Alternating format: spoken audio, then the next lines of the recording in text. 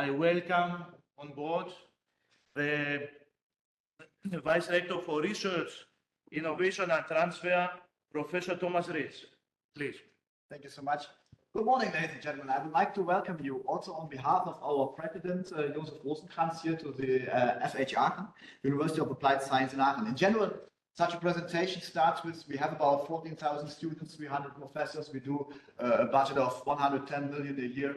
But I don't think that this is an appropriate way to introduce you in such a workshop. Let's do it on a more individual level. When I saw the pictures of your mayor, I felt home.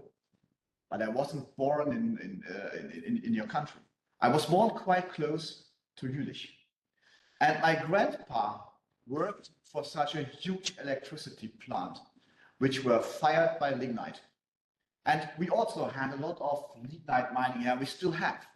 And so we have more or less the same situation. We live in an area which has to focus a lot of transformations. And I'm really proud that the University of Applied Science here in Aachen is focusing on a lot of topics which we need for the huge transformations we have to do in the upcoming years. And I would like to give you some examples apart from energy storage technology and district heating system, because you are the experts on this, and I would like to give you an overview on what we are doing at the University of Applied Science with regard to this transformation.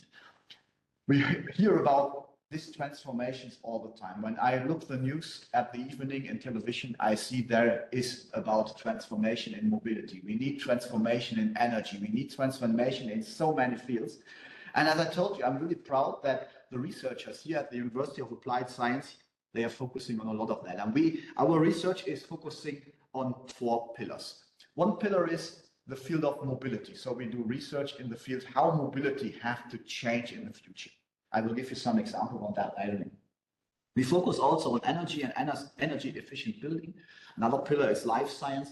And then we have a field which is nowadays in most of all the other pillars already inside as a horizontal layer, which is the field of digitalization. But these are just names. Let's give you some examples.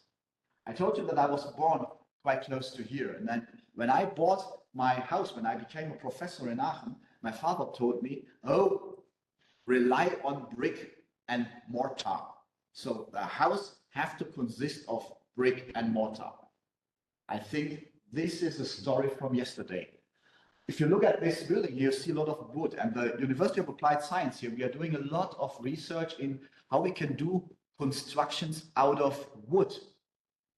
Wood is a fantastic material because it's renewable. And it has also a lot of physical aspects, which makes it really attractive. It's flexible, it's breathing, and so on. There is one disadvantage with a lot of things which are renewable.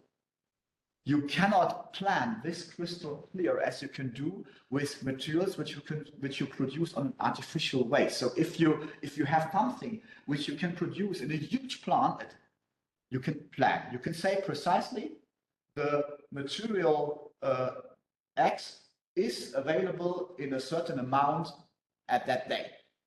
For wood, if it's different. If you look outside, the trees which you plant today, you don't know whether they exist next year, and you don't know when the wood is ready for building such kinds of constructions. And there you see a short linkage to the field of digitalization. Because what is the method, what is the way in managing, in planning in a better way? The answer is digitalization. And therefore, it's very often a combination of that. We do research, for example, on how you construct buildings out of wood and how you manage the material. And the ways to do that is digitalization. It's very often digitalization. Let's give you another example. When we talk nowadays about mobility, we do research here at the University of Applied Science on vehicles. But we don't focus just on one vehicle. We don't say, oh, the future of mobility are electrical cars, or the future is just a bike. It will be for sure a combination of that. We have to set up systems for mobility which are closely interconnected. We call it multimodal mobility. And even mobility aspects which are nowadays run under more bad or negative attitudes are under research. So for example, we are stakeholder of an airport. So you would say, oh, this is a mobility or transportation system from yesterday. From my point of view, it's not. Because even air mobility is changing tremendously.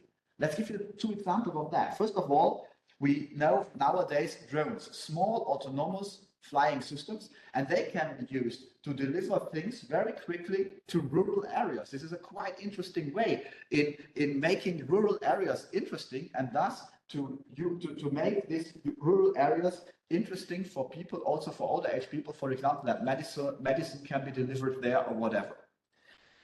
Even for mobility where people are flying, for pilots, it will change tremendously. So we talk a lot about electrical mobility.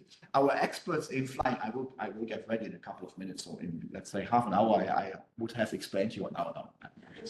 So if you look at pilot-driven mobility, flying, and you ask our experts, what is the day when we will fly completely electrical? They will say, maybe never, because you need a lot of energies, batteries are quite heavy, and so to construct planes which are completely flying out of electrical energy, this might become a certain problem.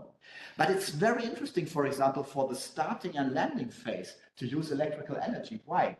This is the time where the plane causes the most pollution nowadays, and pollution not just in terms of carbons, also in terms of sound pollution. So it's quite loud when a plane takes off. But if you do that in an electrical way, it becomes even.